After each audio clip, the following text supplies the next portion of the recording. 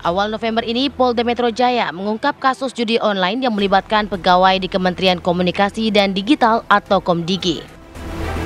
Polisi telah menetapkan 15 orang sebagai tersangka dalam kasus dugaan wewenang untuk menutup situs judi online yang menyeret pegawai Kementerian Komdigi. Dari 15 tersangka, 11 diantaranya merupakan pegawai Kementerian Komdigi dan 3 diantaranya berperan sebagai pengendali operasional kantor satelit. Salah seorang tersangka berinisial AK yang berperan sebagai pengendali operasional kantor satelit pernah mengikuti seleksi penerimaan calon tenaga teknis di Komdigi pada tahun 2023 dan dinyatakan tidak lolos seleksi. Namun AK tetap dipekerjakan karena ada SOP baru yang diterapkan. Polda Metro Jaya telah menggeledah ruko 3 lantai di Bekasi, Jawa Barat yang dijadikan kantor satelit. Pengungkapan kasus judi online yang menyeret pegawai Kementerian Komdigi membuat Menteri Komdigi yang baru dilantik Mutia Hafid mengambil sejumlah langkah. Salah satunya adalah menonaktifkan 11 pegawai Komdigi yang terlibat. Mutia pun menegaskan komitmennya memberantas judi online sesuai arahan Presiden Prabowo Subianto. Saat ini pendalaman terhadap kasus ini terus berlanjut. Penyidik terus menelusuri peran masing-masing tersangka termasuk mengungkap aliran dana hasil praktik judi online ini. Tim TV One mengabarkan.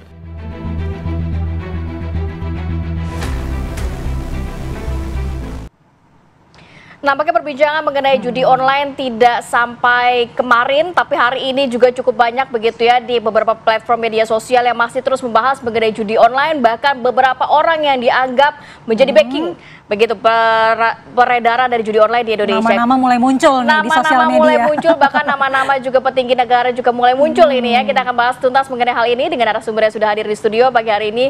Sudah ada Mas Rizal Nova Mujahid, lead analis drone Emprit. Selamat pagi. Assalamualaikum Mas Nova. Kemudian juga sudah ada Bang Henry Satrio, analis politik. Selamat pagi Mas Hensat. Selamat pagi. Kemudian juga ada di sambungan Zoom Bapak M. Nasir Konga, Ketua Tim Humas PPATK. Selamat pagi Pak Nasir. Assalamualaikum. Waalaikumsalam warahmatullahi wabarakatuh. Selamat pagi Mbak Malam, Mbak Rati. Pagi. Sebelum kita mendalami kepada narasumber, kita lihat dulu bagaimana gambaran mengenai judi online yang ada di Indonesia. Kita hadirkan dulu, boleh mungkin para produser menghadirkan di layar kaca agar pemirsa juga bisa melihat sebenarnya sejauh mana nih judi seberapa online besar begitu ya adanya judi online di Indonesia. Bahkan kabarnya kalau dari menurut Pak Presiden ini merugikan negara sampai dengan 900 triliun rupiah. Ini transaksi dari 2023 sampai Maret 2024 sebesar 600 triliun rupiah. Sementara di Januari sampai Maret 2024 itu 100 triliun. Juni kita lihat rekening yang diblokir pemerintah yang aktif dalam judi online ini 5.364 rekening. Ini udah banyak yang diblokir, tapi masih saja terjadi. Ternyata juga selama Juli sampai dengan Juli 2023 sampai dengan Mei 2024 ada 1 juta, lebih dari 1.900.000 situs diblokir. Sudah diblokir masih aja. Nah, ini juga ada pemain yang teridentifikasi, yakni 32,2 juta orang yang ada di Indonesia. Dari 270 juta rakyat Indonesia, ternyata 32 jutanya main judi online. Nah, ini 3,2 juta pemain ini bermain di atas 100.000. Jadi ini cukup kecil sebenarnya ya, bisa dijangkau oleh masyarakat. Ya, karena kabarnya untuk judi online ini hanya membutuhkan uang 10.000. Gimana masyarakat akhirnya nggak tergiur begitu ya. Ini perceraian, ini mungkin dampak-dampak jangka panjangnya. Ada perceraian akibat judi online, kemudian kenaikannya tuh kurang lebih 142,59% dibandingkan tahun 2020. Ada 7.000 transaksi anggota DPR RI dan juga Sekjen DPR yang terlibat judi online dan 63.000 transaksi anggota DPR dan juga DPRD se-Indonesia. Ini bukan main-main, ternyata yang menggambarkan kepada kita bahwa sebegitu mengerikannya judi online di Indonesia. Tidak hanya masyarakat menengah ke bawah, bahkan sampai juga tadi dikatakan anggota DPR, Iya, DPRD. banyak sekali juga oknum dari DPR, pemerintahan, Ya. berarti politisi ini semuanya terlibat dalam judi online, bukan hanya masyarakat bawah Ya. yang selama ini disebut-sebut sebagai korban ya. Baik, kita akan mendalami ini dan kita coba langsung ke PPATK. Pak Nasir, kalau melihat PPATK terus bekerja keras juga untuk mengusut tuntas bagaimana judi online, salah satunya men-tracing ini sebenarnya rekening-rekening ini punya siapa, uang-uangnya mengalir kemana, dan sejauh ini bagaimana sih progresnya Pak? Kabarnya juga kemarin PPATK sempat menyatakan bahwa para pelaku judi online atau pemain judi online yang sudah diamankan oknum Komdigi ini ternyata sempat memanipulasi dari transaksi judi online. Ya, tipologi dari pencucian uang dari judi online ini banyak ya. Para bandar, agen, dan lain-lain itu menggunakan rekening aspal, asli tapi palsu, di mana mereka membeli rekening-rekening yang digunakan untuk transaksi judi online itu dari masyarakat. Kan begitu mudah ya, dengan uang 200-300 ribu, mereka sudah dapat buku rekening dan ATM-nya. Nah, jadi ini ada profesi baru juga nih di tengah masyarakat yang menjualkan buku rekening ya, rekening bank kepada para bandar. Ini salah satu tipologi dari pencucian uang dari judi yang ada, begitu Mbak Mala dan Mbak Rati. Ya Pak Natsir, kemarin Pak Natsir juga membenarkan dan memvalidasi bahwa pernyataan Menteri Komdigi ada oknum pemerintahan dan politisi yang terlibat dalam judi online ini. Nah, bagaimana PPATK mengidentifikasi aliran atau keterlibatan dari oknum pemerintahan dan politisi di judi online ini, Pak? Adakah kriteria dan indikator yang dipakai oleh PPATK? Kalau semua lapisan masyarakat tuh ada Mbak Mala, ya wartawan aja banyak, presenter juga ada, semua lini masyarakat ada yang bermain judi online. Tapi dari sisi usia itu yang banyak kan antara usia 20 sampai 30. Dan anak-anak di bawah umur 11 tahun pun itu jumlahnya cukup signifikan juga gitu ya. Jadi hampir semua lini masyarakat itu ibu-ibu rumah tangga, itu yang saya tadi di awal agak prihatin ya, bagaimana ibu rumah tangga yang keluarga itu berpenghasilan rendah, tapi 70%-nya itu digunakan untuk bermain judi. Sehingga yang dikonsumsi tinggal berapa, 30% itu dapat apa gitu. Harusnya dia mampu membeli susu buat anak-anaknya, tapi karena dipakai judi online, akhirnya uang itu tidak bisa digunakan mencukupi gizi keluarga. Gitu Mbak Mala, Pak Mbak Nasir, Rati. sudah adakah mungkin update dari PPATK terkait rekening-rekening ini memang benar adanya mengalir ke arah politik begitu Pak, atau terafiliasi dengan kementerian tertentu selain Komdigi dan lain sebagainya begitu yang didalami oleh PPATK? Ya, jadi hasil analisis yang kami lakukan, hasil pemeriksaan yang kami lakukan itu sudah disampaikan kepada teman-teman penyidik. Jadi begitu proses kerjanya. Di mana pertama kami menerima laporan transaksi keuangan mencurigakan dari penyedia, dari pihak pelapor. Pihak pelapor itu antara lain bank, ya, insuransi, pasar modal, dan lain-lain. Juga selain laporan transaksi keuangan mencurigakan, PPATK juga menerima laporan transaksi keuangan tunai di atas 500 juta per hari. Nah, dari data-data itu lalu kita analisis. Kalau ada indikasi tindak pidana pencucian uang, maka hasil analisis tadi kita sampaikan kepada penyidik. Undang-Undang Nomor 8 Tahun 2010 tentang pencegahan dan pemberantasan tindak pidana pencucian uang, ada 6 tuh penyidik. Polri, ya, Jaksa, KPK, BNN, Bea Cukai, Pajak. Jadi sesuai dengan tindak pidana asalnya mana itu kita serahkan. Gitu. Nah sekarang dengan putusan Mahkamah Konstitusi, PPNS juga bisa kita serahkan hasil analisis yang kita lakukan. Gitu Mbak Mala, Mbak Rati. Baik, Pak Natsir, berarti sudah ada rekomendasi spesifik yang diberikan oleh PPATK kepada aparat penegak hukum terkait dengan aliran dana judi online ini ya Pak. Kita akan tanya ke Mas Nova nantinya. Mas Nova nih di sosial media juga sudah ramai untuk mendorong dan juga memaksa agar mantan Menteri Kominfo diperiksa terkait dengan apa yang sudah dianalisis oleh PPATK. Nah, bagaimana nanti kita akan tunggu jawaban Mas Nova, tapi kita harus jeda terlebih dahulu pemirsa. Kita akan lanjutkan perbincangan usai jeda, tetaplah di Apa Kabar Indonesia Pagi.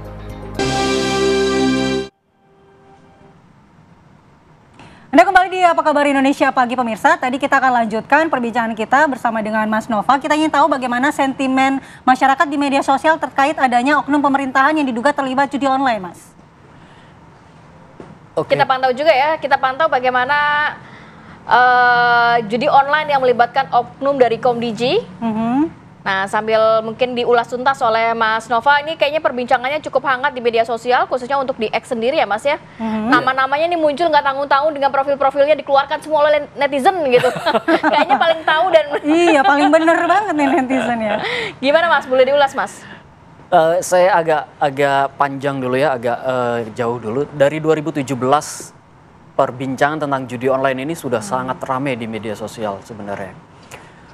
Sejak saat itu juga desakan agar judi online ini segera diusut tuntas oleh pemerintah, oleh aparat penegak hukum juga terus tinggi.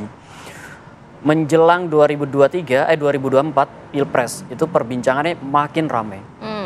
Jadi kalau kita lihat dalam 6 bulan terakhir saja itu perbincangannya lebih dari 515.000 hanya di Twitter saja. Kalau sebelumnya saya punya data di Facebook, di Instagram juga di YouTube itu jutaan jumlahnya. Tapi kita lihat di Twitter saya 500 dalam 6 bulan aja itu 515.000 perbincangan tentang judi online.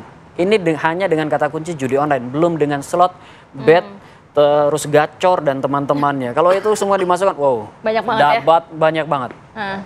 Tapi tone-nya apa? Negatif, positif? Justru kebanyakan sebelum ini tone-nya adalah netral, bahkan cenderung positif. Jadi publik ngelihat judi online ini, kalau yang negatif itu ya, ngelihatnya karena kita punya pengalaman dari 2017, ada yang ditangkap, ada yang tidak ditangkap, dibiarkan saja. Kayaknya udah pasrah gitu. Netizen itu udah pasrah. Sampai kemudian terjadi penangkapan Satbor, penangkapan di Komdigi, dan seterusnya. Baru setelah ini, sentimennya mulai membaik kepada pemerintah. Sekaligus juga, publik juga agak kecewa sebenarnya. Karena ini sudah berlangsung bertahun-tahun. Gimana nih? Bahkan kalau kita ingat 2024 kemarin, itu ada perbincangan, ada kecurigaan. Ini jangan-jangan dananya dipakai untuk kepentingan politik. Hal yang sama juga kemudian terjadi di 2024 sekarang ini. Dipakai kepentingan politik, dibahas juga nggak sama netizen, arah kemana nih? Kan kepentingan politik banyak yang ada nih. Kemana yang arahnya tuh kemana? Iya, apa ada narasi dominan Mas yang disampaikan oleh netizen nih? Kita potong ke dua minggu terakhir aja ya. Kalau di 2 minggu terakhir itu memang kebanyakan bicaranya adalah untuk apa yang sudah kemarin dilakukan dan apa yang sedang dihadapi saat ini. Maksudnya Pilpres dan Pilkada? Pilpres dan Pilkada. Kemarin itu Pileg, Pilpres, sekarang Pilkada, serta rencana ke depannya. Jadi selain Pileg, orang juga curiga, jangan-jangan nanti ini akan dipakai untuk buat partai mungkin, atau buat organisasi mungkin. Karena kalau ngelihat uangnya, ada yang mau bikin partai. Kalau ngelihat uangnya, ratusan triliun. Iya. Dan itu bukan angka yang sedikit, itu sudah cukup sekali untuk digunakan untuk ya kegiatan-kegiatan politik seperti itu ya. Oke, mungkin tahan dulu ya, karena cukup banyak informasi yang disajikan oleh Don Emprit. Saya mau ke Bang Hensat, benar ada arah ke situ? Tadi dikatakan ini netizen. Kalau dari sisi Bang Hensat yang suka mengamati dari sisi politiknya seperti apa? Apakah arahan netizen, suuzonnya netizen ini benar adanya? Mungkin saya jadi kepikiran tuh, tadi waktu diomongin politik kan ada beberapa kejadian yang ya itu tadi kan mau pilkada, terus ada yang mau bikin partai katanya kan. Wah kalau gitu ngeri juga kalau kemudian uang-uang ini digunakan sana. Dan tapi kalau dari cermatan Anda seperti apa? Nah itu kan kalau besar, artinya memang uangnya besar kan sangat mungkin juga masuk ke sana. Tapi nanti biar aparat lah, saya takut salah ngomong nih. Tapi bangsa ini nih akhir-akhir ini sedang dicoba tentang kasus-kasus yang uangnya triliunan-triliunan. Ada Jarof Richard ya. Terus kemudian ZR ya. Sritek dulu tuh. Sritek. Terus sekarang si ini deh judi online.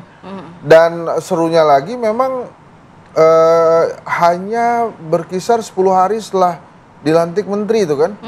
Makanya begitu ditangkap orang-orang atau pegawai Komdigi 10 hari aja berarti kan ini canggih juga nih Menteri Mutia nih kan. Pasnya cepat banget ya. Cuma butuh 10 hari kebongkar tuh. Ini yang udah lebih, kan pertanyaannya begitu, yang udah lebih lama nih ngapain aja menterinya gitu ya. Dan saya nggak tahu nih jawabannya kemana.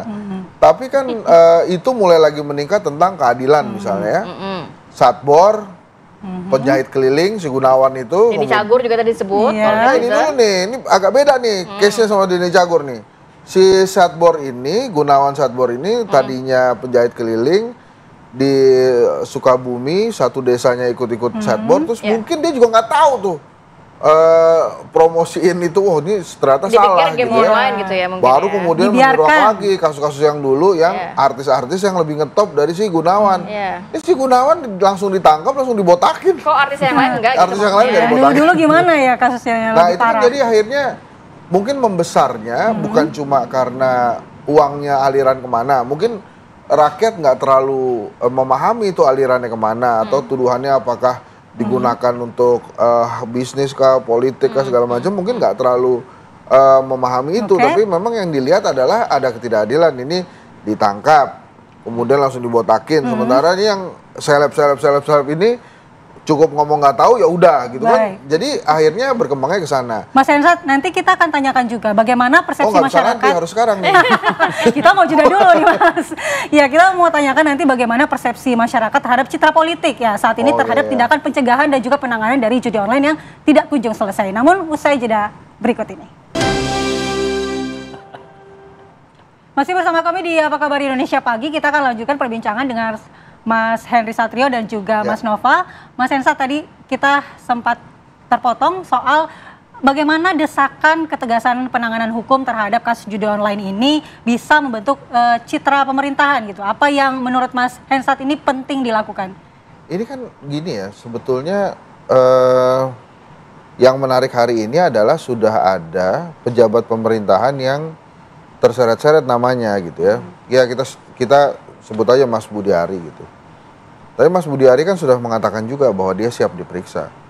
Nah harusnya langsung diperiksa aja gitu supaya nama baiknya Budiari juga kan. Saya yakin juga dia lebih baik diperiksa daripada enggak. Karena kalau enggak kan kita ngomongin dia terus tuh.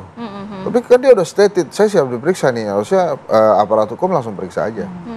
Nah bagaimana larinya ke citra pemerintahan, nah ini yang agak pelik nih malah menurut saya. Karena kan ini bukan kasus kemarin sore, jadi bukan artinya Prabowo jadi presiden terus judi online ada. Ini dari zaman Jokowi juga udah ada gitu kan. Bahkan tadi kan Mas Rizal Nova ini kan juga spill sedikit tuh. Dari 2013 bahkan ya tadi ya? Nah itu dia kan, jadi udah lama banget gitu. Nah apakah ini bisa diberantas atau tidak?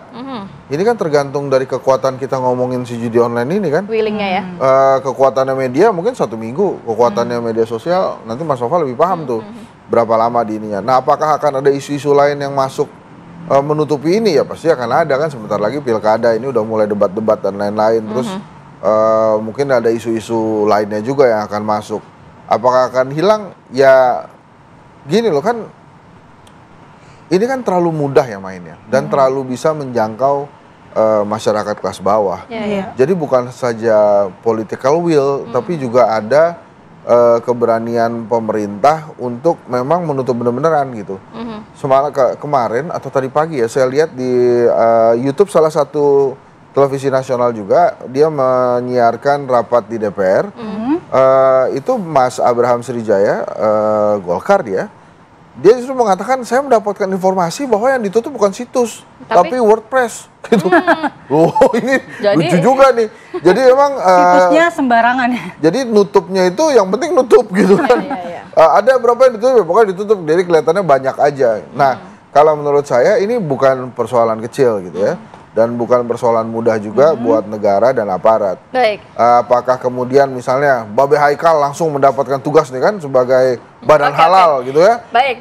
Itu seru-seru juga. Tapi kalau bicara tentang citra pemerintah, kalau bisa ditutup, Ya. habis hilang judi online, ini top banget Pak Nah, Prabowo. harapannya seperti itu ya. Coba kita ke Pak Nasir. Pak Nasir, sudah ada beberapa nama yang terseret-seret di media sosial dan netizen meminta untuk juga didalami begitu ya. Ada mantan menteri Budi Ari, kemudian juga ada Adi Kismanto dan lain sebagainya. Ini dari PPATK bagaimana caranya mengusut tuntas? Apakah juga turut nantinya memanggil pihak-pihak yang juga disebut-sebut oleh netizen di media sosial ini? Jadi Mbak Mala dan Mbak Rati, kewenangan PPATK itu dan cara kerjanya itu adalah follow the money ya, mengejar uang hasil kejahatan. Jadi berdasarkan tadi laporan yang disampaikan Mungkin kepada sinergi- PPATK, mungkin PPATK sinergi dengan analisis, pihak-pihak lain untuk hasil mengusut analisis tuntas itu juga. kemudian disampaikan kepada penyidik. Penyidiklah yang memiliki kewenangan untuk mencari alat bukti. Sementara PPATK dia hanya membantu proses penegakan hukum itu dengan informasi intelijen di bidang keuangan. Nah, seperti itu. Jadi para pihak Oke, yang ya, Pak Natsir. terkait itu gimana Mbak?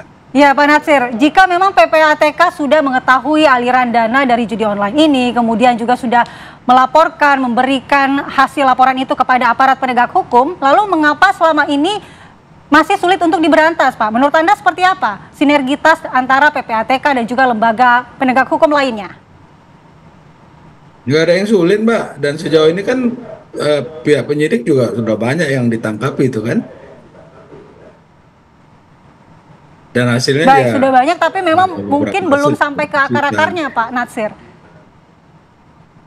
waduh ya, Ya, memang itu ya proses lain ya, baik. proses yang kalau Nah, tapi dari Pak Natsir, sisi tugas fungsi dan kewenangan PPATK itu semaksimal mungkin sudah kita lakukan Mbak Mala. Baik, Pak Nasir, PPATK juga pastinya tidak bisa bekerja sendiri. Ada sinergi dengan pihak lain, pihak kepolisian dan lain sebagainya untuk mengusut tuntas mengenai judi online, Pak. Tapi kan dari PPATK bisa men-tracing ya, Pak. Walaupun tadi Anda juga tidak mau men-spill terlalu banyak kepada media, kepada pemirsa juga, menyerahkan langsung kepada pihak kepolisian. Tapi ada nggak sih, Pak, dari tracing itu apakah ke rekening-rekening pejabat negara, orang-orang besar yang ada di Indonesia, atau juga rekening-rekening ke internasional begitu Pak? Tidak hanya lingkupnya di Indonesia saja. Oh iya, yang ke luar negeri itu udah banyak yang kita kejar ya, dan kita ada paguyuban yang namanya Egmont Group, di mana di situ perkumpulan dari PPATK sedunia, Financial Intelligence Unit yang ada di dunia. Nah dari organisasi itu kita bisa bertukar informasi. Misalnya banyak operation dari judi online itu dikelola dari negara-negara tetangga ya, seperti Thailand, Filipina, Kamboja gitu ya. Nah kita minta kerjasama dengan PPATK-nya Kamboja. Berapa banyak nih uang yang ada di sana seperti itu gitu ya. Jadi kemana aja uang itu kita bisa kejar, dan beberapa lapis ya dari transaksi yang ada itulah pekerjaan yang dilakukan oleh PPATK, mentransfer uang itu dari mana, lalu kemana, dikirim kemana gitu ya, dan untuk dijadikan apa gitu ya. Kalau kita lihat misalnya ya, uang hasil judi online itu banyak sekali tuh dialirkan ke kripto ya, ke money changer, pasar modal, kemudian juga Ke investasi properti, lainnya ya. macam-macam lah ya, belikan rumah, aset dan lain-lain. Dan itu tadi dari perputaran ratusan triliun uang judi online yang kembali kepada pemain judi online itu hanya 0,07%. 0,07 triliun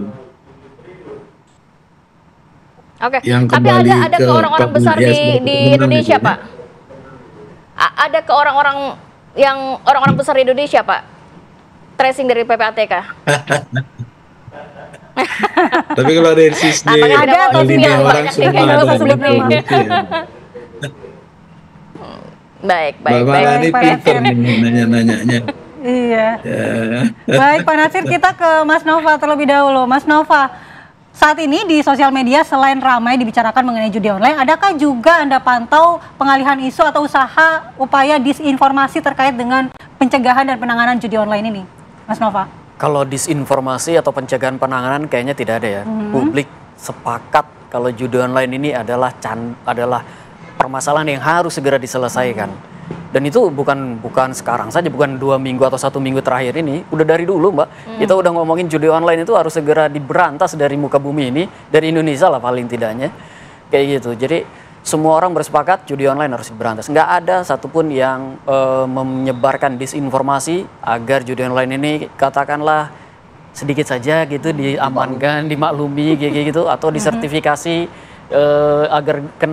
agar dapat pajaknya gitu, nggak ada. Tapi kira-kira isu ini akan bertahan berapa lama sih Mas nih? Kalau kita ngelihat isu-isu yang ramai di media sosial, memang ada beberapa syarat agar dia bisa bertahan lama ya. Kebaruan, lalu ke aktor-aktor yang terlibat di dalamnya, itu penting banget tuh. Kalau ngeliat judi online ini, kalau kita lihat aktor yang banyak disinggung, yang posisinya sangat tinggi itu kan satu orang saja. Dan selain itu selain itu ya memang ada institusinya yang disinggung yang jadi perbincangan publik. Kalau tidak ada segera update terbaru dari kepolisian, tindakan terbaru dari kepolisian, biasanya ini hanya bertahan 1-2 minggu saja. Oke. Setelah itu ya agak menurun sedikit, agak menurun sedikit, lalu kita sudah mulai memilih kan di pilkada. Oke. Baik, terima kasih banyak Bapak sudah hadir pagi hari ini. Sehat selalu. Harapannya dengan upaya yang dilakukan berbagai pihak ini dapat memberantas secara tuntas judi online di Indonesia. Harapannya seperti itu ya, karena ini masalah sudah cukup lama di Indonesia ya. Ini uangnya besar banget, susah. Nah itu dia. Mau berantasnya semakin besar uangnya, semakin susah diberantas. Baik. Terima kasih banyak Mas Hensat, Mas Nova dan juga Pak Nasir sudah berbagi informasi pada pagi hari ini. Sehat selalu. Assalamualaikum.